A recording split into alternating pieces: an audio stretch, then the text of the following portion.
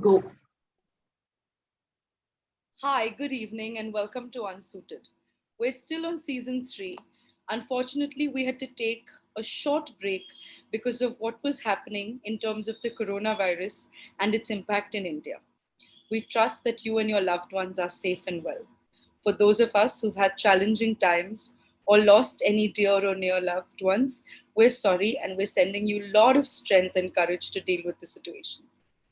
Refocusing on the episode today, we're joined by two ladies who are absolute firebrands in their own right.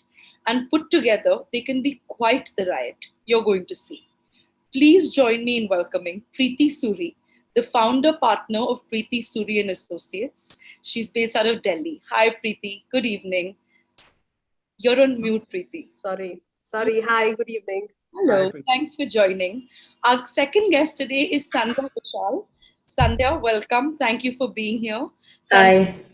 Regional Council South Asia with Nielsen. She's also part of their compliance and integrity leadership as well as their diversity and inclusion leadership. Hi, ladies. Thank you for joining us. Thank you so much. Pleasure is all ours. Great to see you both here. Sorry we had to take the slightly long break that we did, but I think we were all dealing with different things for our loved ones, for strangers, in terms of what the coronavirus was doing nationwide. Yeah. Hi, Priti. Hi, Sandhya. We'll kick off on challenges. Obviously, the last couple of months have been very challenging for the country, for each of you. I know Sandhya has been less of a lawyer in the last couple of months at the company and more kind of a COVID kind of ambassador and expert and running the show at Nielsen. So just building on the question and concept of challenges, we just want to go back to the early parts of your career. So it'd be great to hear a bit about your respective challenges that you had when you began your careers, part professional, even bring in the personal stuff. And then what propels you forward during those challenges? Because that's not always easy to overcome. So Priti, we'll go to you first. If you want to just kind of give us the background to the kind of challenges you faced when you're at the start of your career. So I think, thank you, Vikas. I will probably go back even a little bit before the start of my career, because I think some of my challenges, what I learned later on were perceived as challenges, was something that I was born with. When I was born, I had 2 fingers on both of my hands and 2 toes on both of my toes. Instead of 10 fingers, I had 4. And instead of 10 on the feet, I had 4 again. What that did, of course, when you are a kid, you don't really realize any of this. But I do know that my family probably went through a lot more than I did. The initial challenges and a realization that I was probably a little bit different was when I started going to a kindergarten school, a local kindergarten school. And it's the children who would come around, who would watch how I was holding on to a pencil, how I was actually going to write.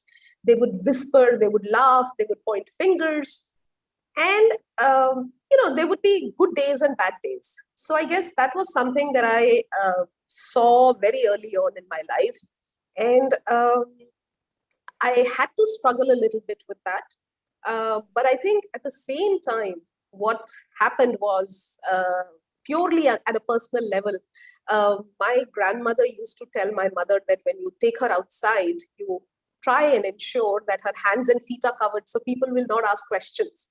So my mother said, there's no way I'm going to do that. And when I probably started realizing some of these things, my mom said, I'm going to take you and show you other people.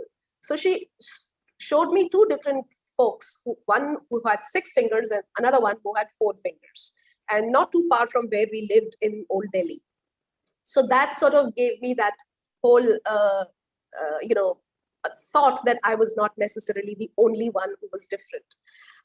But I think, you said what propelled you. I think the love of my parents and the fact that my school, I was never ever treated in any different manner. If somebody, those looks were always there, right? When somebody's seeing you for the first time, they're going to look. Those looks are there even now. But at the end of the day, what you don't have, is something that you never miss. Okay. And so what I realized pretty early on in my life, and I think it was instilled in me partly because of this whole condition, that I had to, my family nurtured me in a way that they also told me self-sufficiency was extremely important. So that talk of self-sufficiency, economic independence, education, those were like, pillars on which I remember my entire childhood. So I learned pretty early on how to handle challenges and how not to let them become daunting. So when I started my when I started my law career, and I'm again an accidental lawyer. So when I started my career, I decided I was going to, those days everybody was a litigator. Now, when you were a litigator, you really were a glorified clerk, okay? And I'm talking of the late 80s.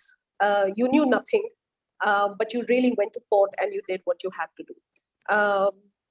I have always been a very, very result-oriented person. And pretty early on, I saw that I was not getting those results for the clients that we were working for.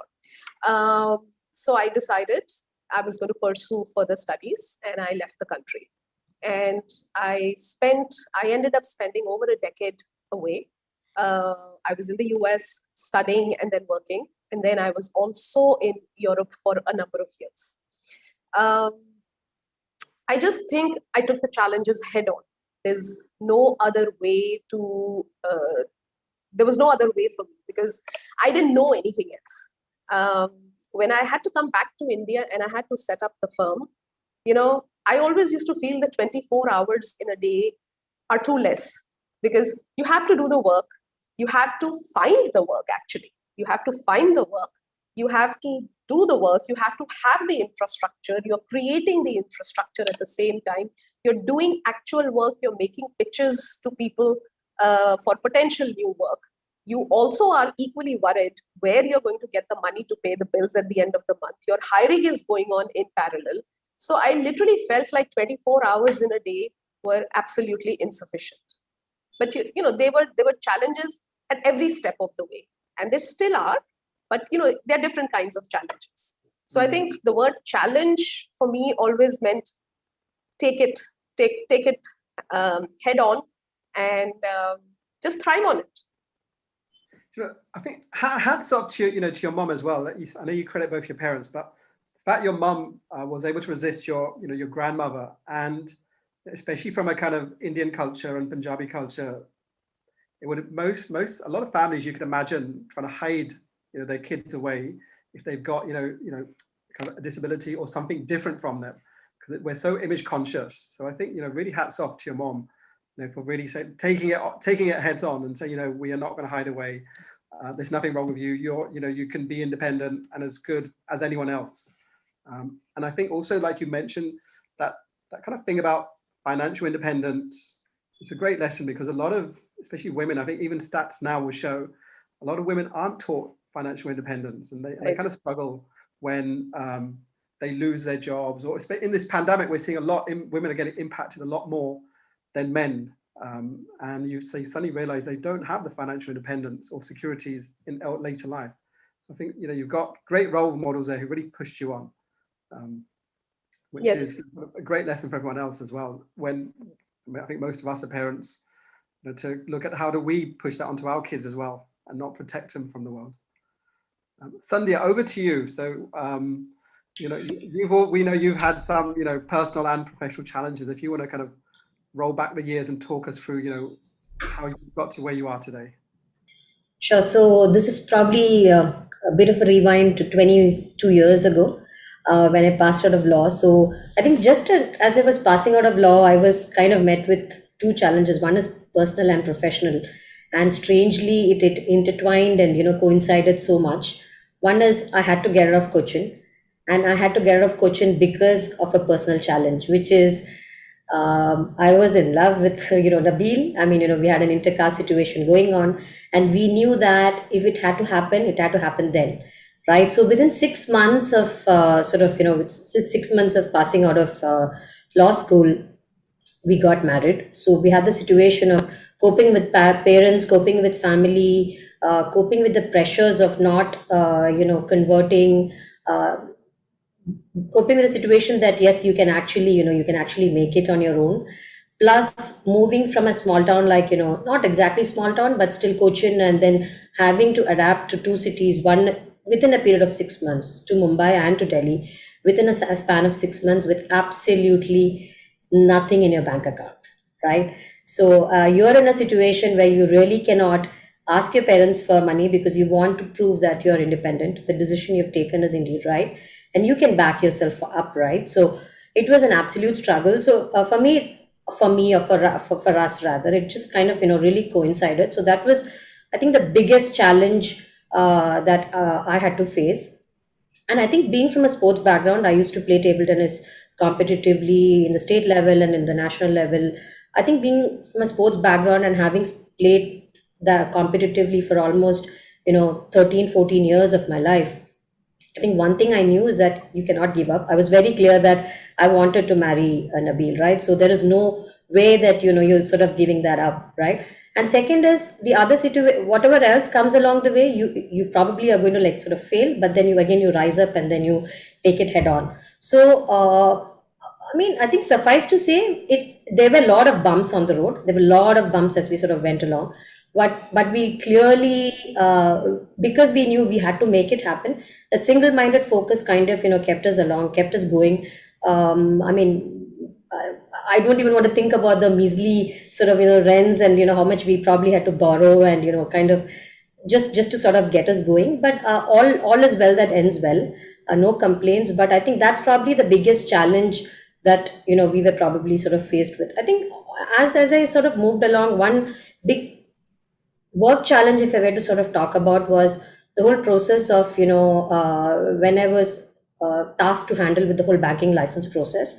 That was personally very interesting, personally very challenging for me, because as a lawyer, you're taught like a very different life skill. You're taught to review contracts, and you're taught to review draft agreements, and give opinions and all of that. From that, suddenly you're like, again, relatively junior in your career, but you're tasked with the important task of getting a banking license, and then you have to meet the regulators, you have to talk to them, and you sort of negotiate your way through. That taught me the importance of cold calling, just picking up the phone. It's not that Sandhya, Vishal was or anyone, it's not that you could really bank on any titles to sort of get those appointments, but you just had to cold call, you just had to persist. So that was an absolute phenomenal experience, and that taught me the importance of building relationships, right from the Ministry of Finance, right from the the lower level clerk. From there, you build on your relationship, and then you move on, you stay in touch with them, and it just teaches you various different life skills which probably law school doesn't teach you, right? So that was absolutely I mean, something that I really look back very fondly on. And that my sort of biggest takeaway from all this period of my career is that you don't really have to be in a role to, or a position to sort of influence a particular outcome. I mean, that really doesn't make much of a difference. We can all influence in our own daily roles, but one thing I always believe, one thing I always tell my team is, we have to walk the extra mile. You have to sort of go above and beyond. Just being comfortable in your roles and just being tasked with what you were supposed to do, or you think your role entails, will only get you maybe to this level. So that's something I kind of live by. Yeah, and I think just like I think Priti mentioned, she had her parents to kind of really put those kind of foundations of pushing forward. I mean, sports, you mentioned, was a very key kind of attribute to helping you develop that fortitude of just keep going, because it's not being you're a national level player, and and that is also tough, because there's a lot of mental challenges, and just trying to deal with failure, not going the way you want. I think if we can build those kind of foundations when you're young, like it's helped you in your career today and getting Yeah. up the last month. Yeah, just one more thing, probably one similarity that I think Preeti and I also have is, my father was also very clear that you have to be financially independent. There is no go. I mean, so even right in law college, I used to, sort of maybe go for exhibitions, and, maybe take tuitions and get the pocket money. So there was, or I was getting prize money from my tournaments. So I was always taught to be financially independent, and I have a lot to thank him for. My mother used to work, my dad, both of them were, working in banks. Financial independence is something we were taught very, very early on, both me and my sister. So yeah, that's just something. When Preeti mentioned, that's the similarity probably both of us have. Super. Super. So, taking it on to the next question for the both of you. We've all been at some level, recipients of professional bullying at the workplace. It could be at any age, at any time. You could be a junior, mid management, sometimes even a very senior professional, right? We wanted to understand if you both have been at the receiving end of professional bullying, and if you have, um, how did you tackle it? And is there something you do differently today in hindsight? So just wanted to get your sense around that. Maybe Preeti, you want to start first, and then we can go to Sandhya. Give her a breather. Sure. Otherwise, I was going to say, let's go to Sandhya on this one so she can stop enjoying her cup of tea. Um, um, yes, there has been professional bullying. I think my first encounter with that was when I went to live in Europe, when I went to work in Europe. Um, I was an absolute idiot because I just went into a different country assuming it was all going to be the same environment that I was accustomed to, which was a US centric big law firm, having somebody ascribed to you as a mentor in that big law firm. So I thought it was going to be the same environment. It wasn't. And in fact, very specific instances I can think of, particularly one when I'd been living in Paris for about 6-7 months, and my boss at the time took me for a meeting for one of our top clients. There were going to be about 18 odd people in that meeting, and after 10 minutes, while we were waiting for everyone to assemble, he said to me that I'm just going to go and see Michael and come back in 10 minutes. And 10 minutes moved on, and I saw after a while that everyone is staring at me. And I realized he's not coming back, So I was left with 6 months of being in France, really did not speak the language. I never had the time to learn the language. And I had to conduct this whole meeting in French. So when that realization dawned upon me, I could do two things, right? I could either run away, which was never a choice for me, never. Or I could be transparent and tell them what my problems were.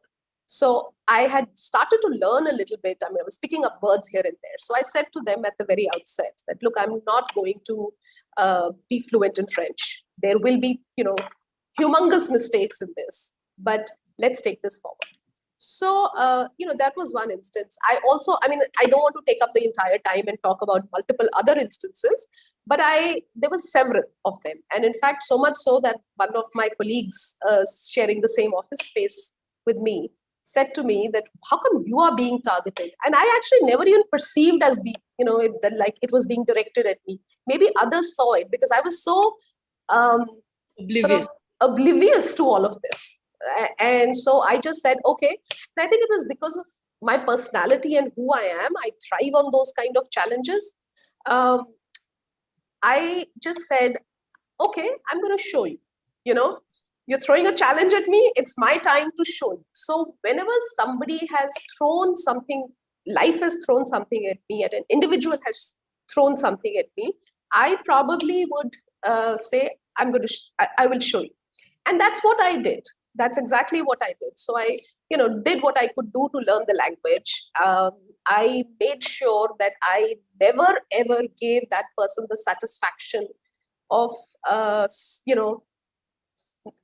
becoming weak in that whole process. So I never did that. And I think on hindsight, I really have I don't think I would do anything differently. What it definitely taught me was that and particularly in today's environment, remember, I am talking of the early 90s when there was no internet, okay? When you didn't have cell phones, you didn't have any of the access. You were completely living in a country where you had no friends whatsoever. You did not speak a word of the language. So what are the things that you could do? I used to walk on Sundays at Champs-Elysees so I could hear the sound of English in my ears, because nobody in my office spoke in English to me, intentionally so. So I think I would handle it in the same way. However, it has made me acutely sensitive to the environment in which we are, in the last couple of decades. Things have changed dramatically. And what it taught me, what I wanted to make sure was that what I went through, others don't have to go through. And in any event, apart from my making sure of that, the situation also has changed a lot dramatically. You have the information highway at your fingertips, right? So you have to, I made sure that I don't bully. Now, being a bully and being a tough taskmaster are two different things. Okay. And so there's a fine line. There's a fine line. There's a fine line. And oftentimes when you are, you're doing something for the benefit of somebody else, people may not necessarily take it like that. So I just let it be. I just let it be. I just think it is very, very important to have that degree of respect for each other. Okay. It is very important today, in today's day and age, to have a candid conversation. If there is bullying, then it has to be stopped. Okay, it has to be stopped. Today, would I have called back on that? Would I have handled things differently? Probably not. I would have, done what I did. Sandhya? So Thank you. Yeah. add on, Sandhya, before we move to you. Sure. You said something very interesting in one of our previous chats, where you said that the only way you believed to conquer, right, all of this bullying was also to be really good at what you did. Yeah. And not give anyone an opportunity to really nitpick, right? So I remember you saying that the devil is in the detail. Absolutely. I think if you're looking at documents, and if you're excelling in what you are doing, okay, and you have the client or an internal, a senior within your own organization relying upon you because you know all the details, okay, then I think it's extremely important. I was saying this to someone in my office the other day. I was thinking about a particular case that I was handling. Even today, a case that started more than 15 plus years ago, or 20 years ago now, I actually remember all the dates, all the sequence, the events, the documents. And events. I do, because I think that's important. Fair. Yeah, that's actually a very good tip in that sense, to deal with professional bullying. Don't give them too much of a window. Well, a bully will still find the window, but yeah, like you said, the devil is in the details. So focus on that. Thanks. Sorry, Sandhya, back to you now. Over to you. So Yeah. Yeah. So mine was unfortunate, actually. I've had and I've been sort of speaking about it. I won't obviously give details, but yes, during my career, I've had a stint where I've been subject to really, if I were to call it really first class bullying, if there were a term like that, and character assassination. So unfortunately, the thing with these kind of situations is you never know that, or you sometimes don't realize that you're in this, right? So it's always, you're kind of, you're blaming yourself. And what it really does is it totally, breaks your confidence. And what it does to your mental makeup is honestly beyond comprehension, right? Today, I can obviously look at it. I'm completely distant from it. I'm able to scrutinize it in a very different way, right? And but at that point of time, what it does to you physically and mentally is, like I said, is truly beyond comprehension. So you have this real, pain in your chest while wanting to go to work, and you end up with acidity. You have all sorts of issues, right, which you're dealing with, and the first person to actually blame is yourself. And that's unfortunately the downside of these kind of situations. So what I had to do is I had to realize what is more important for me. I mean, what is more important for me was my mental health, my just sort of peace of mind. I have a family, and I need to make sure that I was attending to that. So I had to kind of walk away from the situation. But what I would have done differently is I would come to that, and then I will talk about the role of the manager and all of that. What I probably would have done differently is I would have probably leveraged more of the allies, and I would have probably spoken about the behavior which the manager was sort of reveling in, or was sort of thriving in. I was probably would have highlighted those examples, and I would have probably spoken about it a lot more, which is why I'm very passionate about whether it is maintaining a good sort of workplace environment in my current role in as a compliance and integrity leader and all of that. But I would probably would have leveraged my allies, and I would have spoken about it a lot differently. I would have still done the same. I would have walked away from the situation, because I realized that due to various reasons that was not going to work out. So I don't regret the decision, but what I would have done maybe is to sort of say that, look, hey, posters alone and talking about it just doesn't cut it. You actually got to walk the talk. So I would have done few things differently, but I would still value my my peace of mind and my mental health above all. So I probably would have, the end outcome probably would have been the same. Same. Yeah. I think in this context, I think it's very important to talk about, yeah, and for all youngsters, for everyone, I think it's very important to look for workplaces that values respect, right? I mean, you always talk about respect as a we have respect as a value, but how does it translate into your everyday work life, right? How does it translate into how you are interacting with each other on a Zoom call? How are you allowed to speak up? Are you allowed to voice your opinions freely? Are you reprimanded for it? Are you crucified for it? Or do they take these small microaggressions the way they should, right? That's very, very important for workplaces to sort of focus on. I mean, do they have a complaint helpline, right?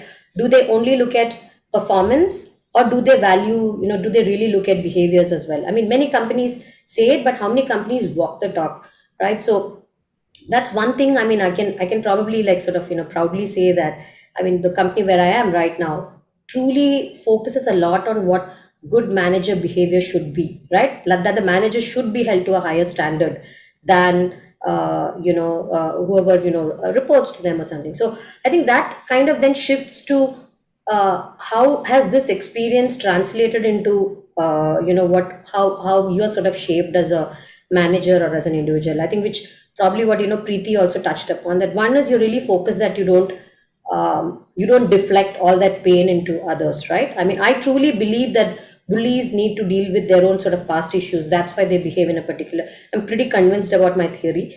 I've seen enough where I know that it's their own issues which they've not been able to deal with, and that's kind of deflected on you. So one is, I mean, do not set, when you're in a team, do not set standards on controls. I mean, set standards on, delivery, set standards on behaviors, set standards on excellence. I mean, there's only so much, setting controls is not going to sort of, help. So that is one very important thing, in a role of a manager, that you can really sort of lead the way or pave the way in.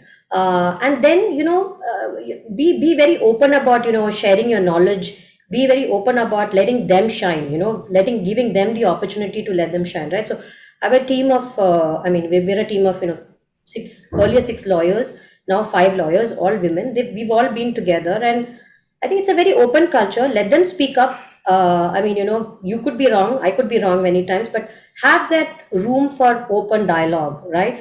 Many come with the mindset that I've been through the grind, I've really had it really difficult. Why should they have it easy, right? Times are different. Times are really truly different, right? I mean, you have to. I mean, you don't need to. First of all, that's a very short-sighted, terrible approach. First of all, right? It's a very selfish. Unfortunately, also a very selfish, short-sighted mindset. That's not going to win you camaraderie. So, I've seen many people. Why should they have it easy? Why should they go at 6 o'clock? Or why should they be allowed to do that? That's not going to. I've never had it. I've had to work till 2 a.m.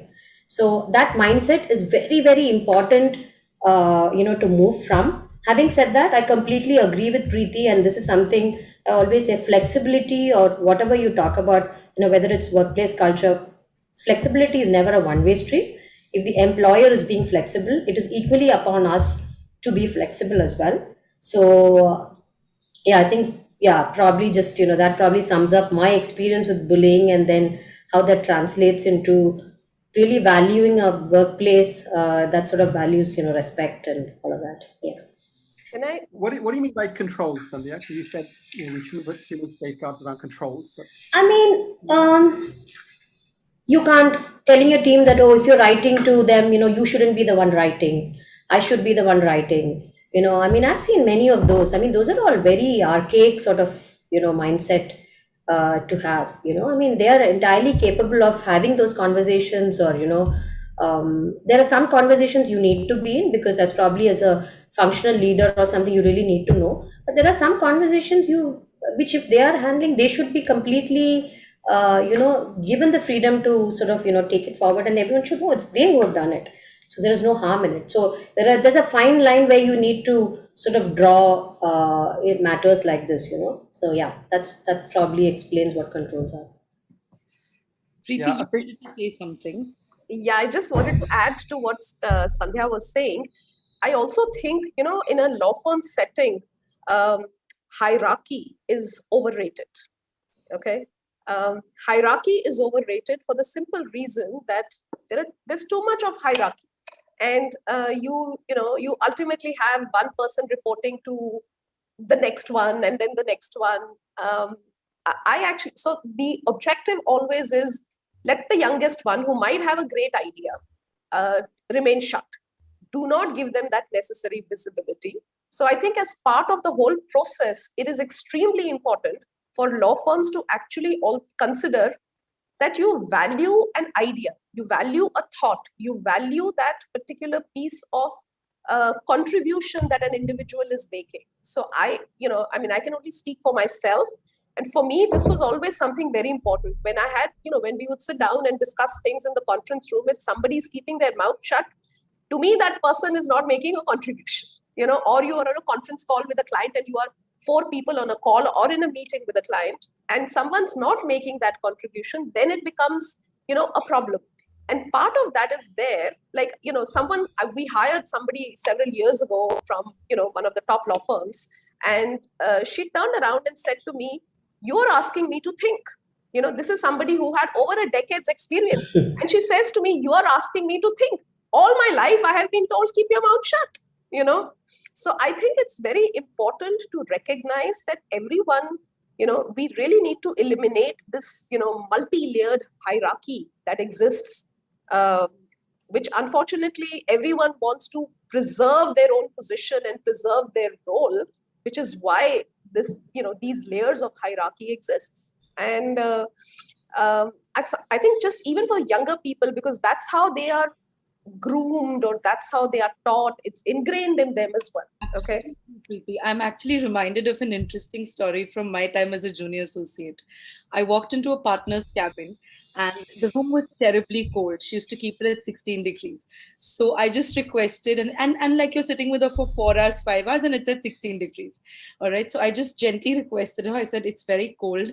Is there any scope to change the temperature?" When I came out, my colleagues there said, "You have a lot of gut. You've got a lot of courage. You told the partner to change the temperature in her cabin." I said, "Well, we were sharing this space. It was a 5 I was miserable. And, I'm allowed to say that I was miserable." And they were like, "No, but you're a junior associate. How dare you tell a partner to change the temperature?" So that is how deep-seated the hierarchy can be, to further the point you made, Preeti. So yes, true. But it's interesting how that links in, like what Sandhya was saying about, the controlling nature of individuals. But you don't necessarily always think the reason hierarchies are created is to allow those control freaks to essentially control all the layers, rather than having a flatter structure where you've got to be more transparent and open to, to people talking to you and expressing ideas. Yeah. So sorry. I mean, just a minute on that. And I think even as a company, one of the values that we have is, open, which is again going back to your point of, hierarchy, which is so non sort of, hierarchical. I mean, really, sort of cutting the layers, but basically making sure that everyone has an opportunity to speak up. And I think one thing that I look for in a company is, especially when you have a complaint helpline and all of that, how good are you responding to these complaints? How involved are you? I mean, sometimes it may take you 6 months or 1 year to resolve a complaint, which is like a complaint on workplace harassment. But if a company really invested in fixing those fundamental issues? Are they invested in fixing those behaviors? Or are you just going to say, well, he's a good performer. He just has these like, sort of minor issues, and that's okay. We'll deal with it. So I think that's very important to, look for. And that I think that, many employees want to stay with that culture. That kind of, they really value that culture. Yeah, it's a tricky one. I mean, you see not just in lawyers, but in corporates, but even in, we see that a lot. Like even if it's sports and that, the alpha male kind of culture that still permeates. Yeah. A lot of change that's needed. But going back to your point, Sandhya, we'll ask you one, because also we're running out of time in this section. That you were talking about, a lot of firms, corporates have posters everywhere saying this is our latest D&I initiative. We're sensitive to employees, etc. But very few walk the talk. Right. So what would you advise? Now you've been doing more of that role within Nielsen, for example. You've seen how that kind of initiative can work in a corporate or a company that imbibes that and lives that. So just kind of advice for others. What kind of cultural and structural interventions, can we bring into the workspace to make it even safer and more enabling, for not just women, but just generally employees overall, to make again in corporates and law firms? Yeah, so I think diversity and inclusion, I mean, earlier used to be like a, like a good to have. It's no longer that, right? It kind of shapes the culture, the workplace culture that you're in. I will actually take this example. I mean, earlier on, when I was going on maternity leave, I was actually told on my face that, well, you've been a great performer, you've really excelled, but sorry, you're going on maternity leave, so we can't consider you for promotion. Now that would be a fireable offense, right? Now that would be a fireable offense. So that is, I think, the role that I would say diversity and inclusion has had in shaping the culture of companies, right? Today, if somebody were to bring that up, that's it, right? So that's just one aspect of it. Second, I think is it is moved just beyond, of course, getting women in the seat of the table is very important. It's moved beyond just women representation in companies. It is actually about making sure that all underrepresented communities have a voice, not just a seat at the table, but they ensure that they also have a voice at the table. So I think it's good that companies have moved that way.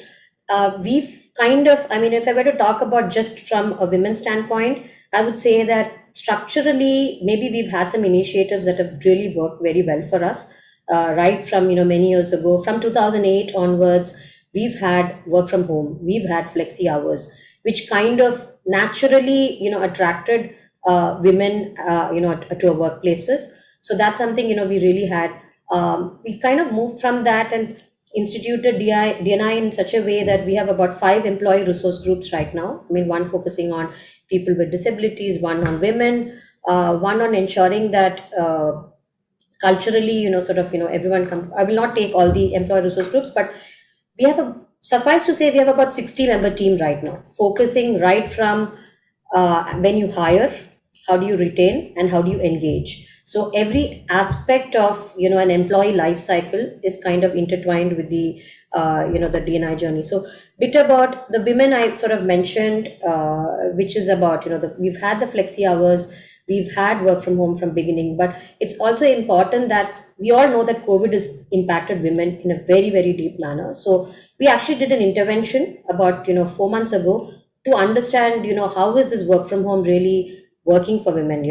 What are the challenges they face, and what they told us is pretty much what you read everywhere, which is that the barriers have reduced, the workplace, the pressure is enormous. Women, of course, are lifting a lot more sort of burden back home.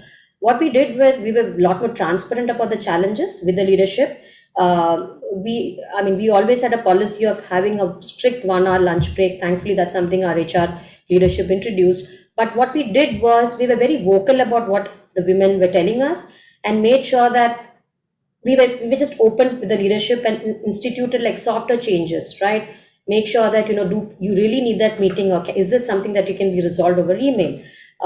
Make sure that you respect weekends. So things like that, especially during this time, it made a lot of difference, because sometimes you just don't know. Sometimes people also don't know what the challenges people are going through. So those are some of the structural interventions that really work very well. Also, like I said, D&I is beyond that. DNA is also beyond ensuring that other underrepresented communities have a seat at the table. So we're very focused on the LGBT plus community. We've actually done sensitization workshops on how do you interact if you have an employee. Let's assume you have an employee from that community. Is that person going to feel welcome? You need to first of all make sure that the ecosystem is such that it's trained to welcome an employee from the community. We hired about 5 people who were differently abled last year, and we ensured that trainings were done for the entire team on how that employees would make to feel welcome in the company. That's equally important. You can just hire, but how do you sort of ensure that the employee is retained, employee is happy, and how is he made feel welcome?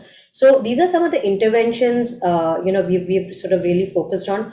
One important intervention, I would say, especially with COVID, and we've seen, I mean, probably globally, everyone has seen that women have been more impacted. But we did some analytics work specifically to see representation of women across functions, across bands, and we are doing some sort of targeted interventions. I mean, do we need more women in technology? So then do we participate or sponsor job fairs which are focused on technology? So many such targeted interventions is something that the whole ecosystem, not just the DNI team, the HR team, the leadership is really involved and passionate about.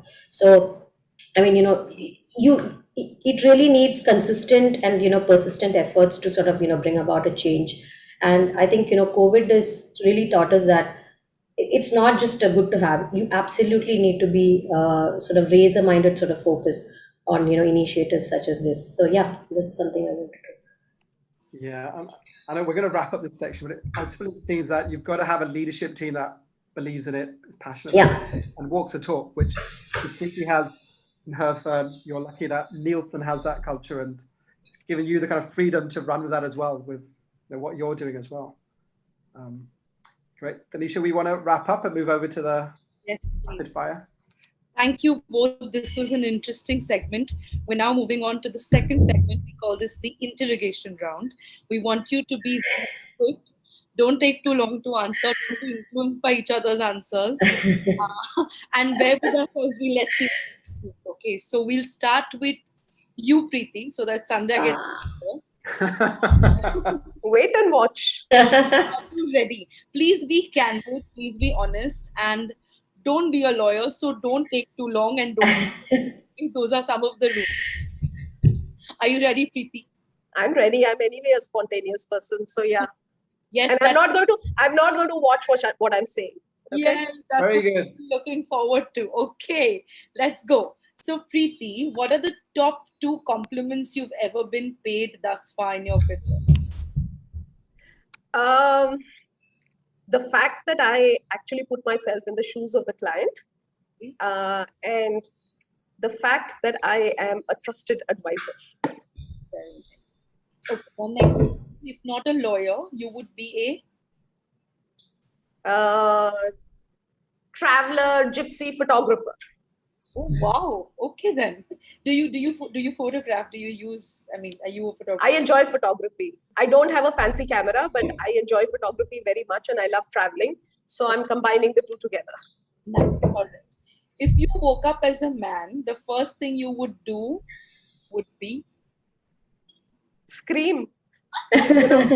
Maybe try and figure out how I could change my sex. All right. Okay. How do your friends describe you? Someone without whom life would have a different purpose, and someone without whom life may not necessarily give us the necessary strength that we, this is emotional, okay? This is a little emo. So, and someone who always sets boundaries. I think I want to be friends with you. Can I give you my ring right now? And is that something we allow here with us? Done. Okay, super. All right. So the next question. What is your argument style on the personal front now that we're becoming friends? Are you passive, aggressive, or assertive? Combination between aggressive and assertive. Not passive. Not passive. Okay. Not passive. All right. How would your foes describe you, Preeti? Your foes. Don't ruffle her feathers. But how are they describing you? How are they describing me? Oh God, no, I don't want to say that. She is the B word. Okay. Brave. Sorry. Got it. Okay. All right. Next question. What is the first thing you do when you open your eyes every morning? Look out for my mom. Oh, okay. Now there's a fire and you need to run out of the house. What are the top 3 things you're going to grab and flee? My mother, my passport, and my driving license. Okay. Clearly, she's set to travel. All right. Last one for this segment, and then I'm going to go to Sandhya. You meet Donald Trump in an elevator, and you have 30 seconds to say something to him. What are you going to say? I would kill him. No, I- no. You have to talk to him. No touching. Only I don't want. I'd probably take him against the corner and try and punch him. I'm sorry, I don't want to talk to a person like that. He doesn't want. That's okay. You can choose to not engage. Yeah. That's allowed. All right. Well done. We'll now move to Sandhya and then come back to you. Sandhya, are you ready? Yep. Okay. So, what are the top 2 compliments you've been paid in your career thus far? That I get things done, and I'm dependable. Super. If not a lawyer, what would you be? Maybe something in public policy. Public policy. Okay. Yeah. If you woke up as a man, what is the first thing you would do? I think similar to Preeti, I'll pinch myself to tell me that it's not a nightmare or something. All right. How would your friends describe you, Sandhya? Caring, helpful. Nice. All right. What is your argument style on the personal front? Are you passive, aggressive, or assertive? Assertive, I think. Yeah. Nice. How would your foes describe you? Opinionated. Opinionated. What is the first thing you do when you open your eyes every morning? Unfortunately, check my phone. I knew one of you would say this. Yeah. Sad. It would be you, Sandhya. Okay. Next question. There's a fire and you need to run out of the house immediately. What are the top 3 things you're going to grab and flee? Definitely, I think pretty similar to Preeti. I mean, make sure Nabil Dia with me, my phone, and then my travel documents. That's it. All right. And now you are meeting Donald Trump in an elevator, assuming Preeti hasn't told him. And you have 30 seconds to say something. What are you going to say? Walls don't last forever. Maybe, yeah. All right.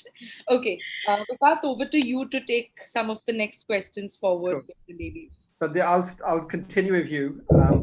A book you highly recommend reading for life lessons.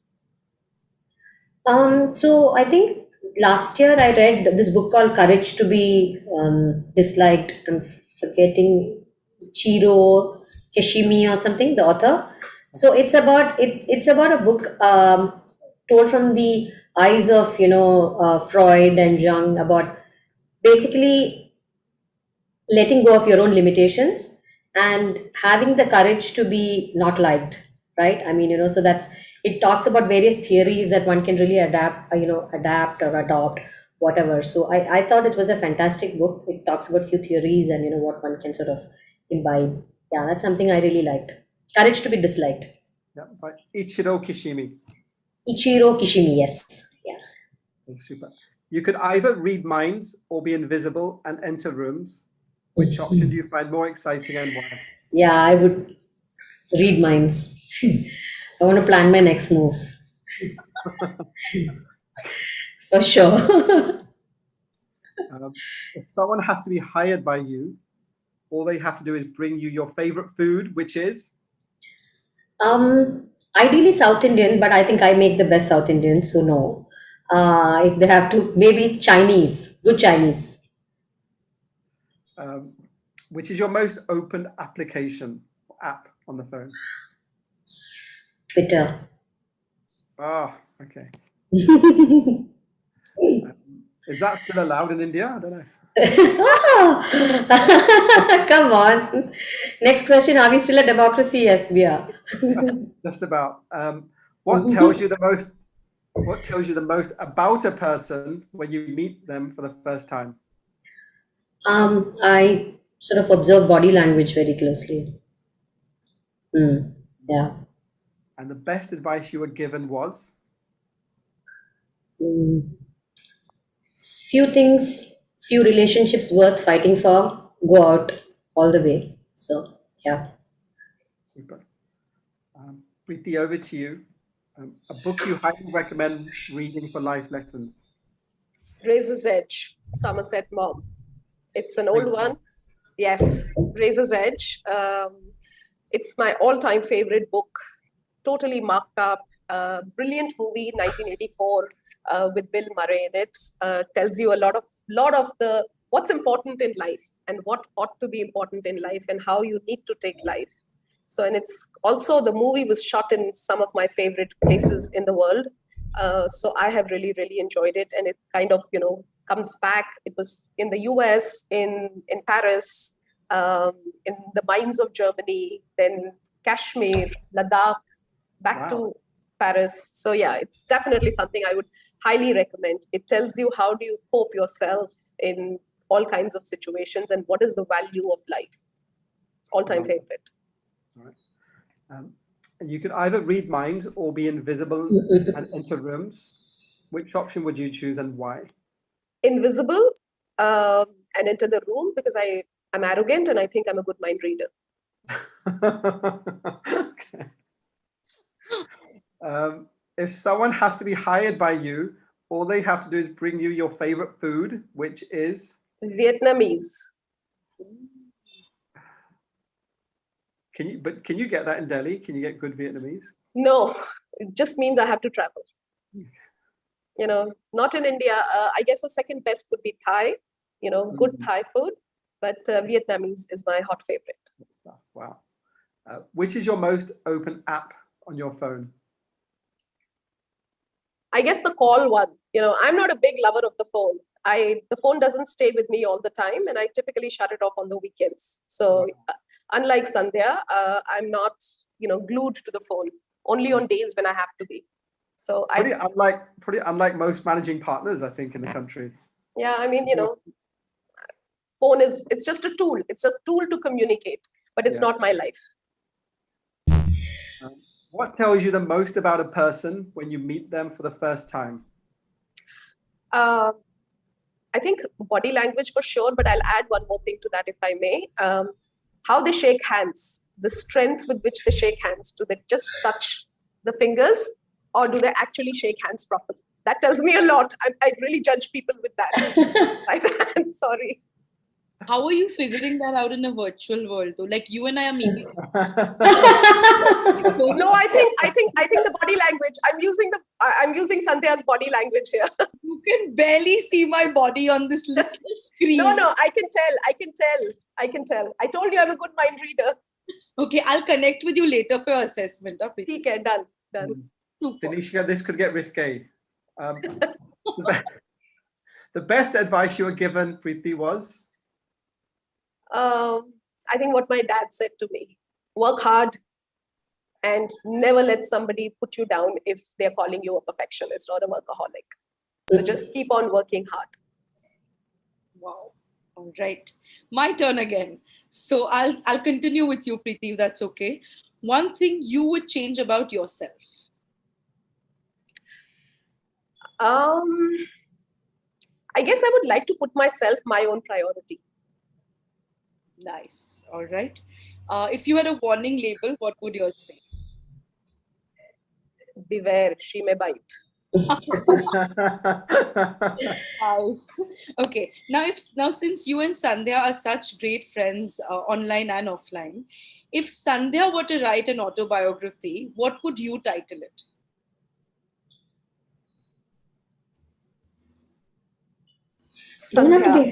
Sandhya, a modern classic. Okay. One chore that you mastered during this work from home phase? Multitasking. Multitasking. And the last one for you, Preeti. What would you like to be remembered as? Um, for being candid and authentic, and as someone who speaks from the heart. Oh, nice. Okay. Over to you, Sandhya. One thing you would change about yourself. Um, I think I'd like to be less attached. Okay. If you had a warning label, what would yours say? She's likely to tell it as it is. Nice. Again, since you and Preeti are such great friends online and offline, if she were writing an autobiography, what would you title Preeti Suri's autobiography? Nothing she can't do. Nice. All right. One chore that you've mastered during this work from home phase? Um, I, Probably more of cooking. Yeah, Okay. yeah. And how would you like to be remembered, Sandhya? She had stories. Nice. Yeah, yeah. Well done, you both. It brings us to the end of the interrogation. This was fun. Moving on to our last segment, which is the round where we request you to bring in a memory or a thing and tell us its significance, either just in life generally or in the professional context. So, Sandhya, if you want to go first, please do. Mm, I think for me, one thing that reminds me of all of sort of where life has taken me and life struggles and all of that is the sari that I bought when I was getting married, for which I had to sell a piece of gold I actually had on me, right? And I went to Matunga. I bought a Maharashtrian sari. I still have it. It's a cream and a lilac sort of printed sari. It was 1,200 rupees or something at that point of time. Yeah, that kind of holds a lot of memories. One is not having your family, but still uh, having to do it all on your own, but still telling yourself that you can actually do it. So, like a mixed bag of memories associated with that one. So that's one. And I think maybe just in terms of more, I wouldn't want to call it material, but something that gave me huge satisfaction was getting a global CEO's award. When I was in ANZ for getting the banking license and all of that. So that kind of yeah, those two still hold a lot of value. One, yeah, I can't possibly compare the two, but yeah, just something I wanted to. That's beautiful. I know that you're not in Bombay, but if you were, you would have shown us the sari and possibly, right? Yeah, I mean, yeah, I'm not in Bombay, but yes, it is in Bombay, packed, safe. Safely. Yeah. Um, okay. Preeti, how about you? A memory, a thing? So I have a couple. I was thinking while Sandhya was speaking, you know, I think my first paycheck that I got, scholarship check that I got when I went to the US to study, the mammoth sum of $700. So that's really, I really cherish that. In 2017, I was in Washington, D.C., where I was given this award for the American Bar Association for advancement of women in international law. My mother's expression when she saw the standing ovation when I went up to the stage to get that award, she accompanied me. She's 86 today. She accompanied me at, that was 4 years ago. So she was in her early 80s because she wanted to see that. So her expression at that point in time for me was like a priceless memory. And I think the third one is, this may sound a little bit cheesy, but it's exactly the same, similar kind of a thing, which was, a recent IDEX award that I got. And I was sitting and beaming my laptop onto the TV screen and watching it with my mom. And she was like, her expression again, because she was just so ecstatic. You can obviously see I'm very close to her, but just her expression and that whole sense of pride that she had. So those are like priceless memories for me. How nice. You both have shared so honestly, so candidly, and honestly, just with so much authenticity This conversation and this entire interview has been truly enjoyable. Thank you both for doing this with us. This brings us to the end of the entire interview that we were hosting with the both of you. Vikas, anything for you to say? I'll pass the virtual mic over.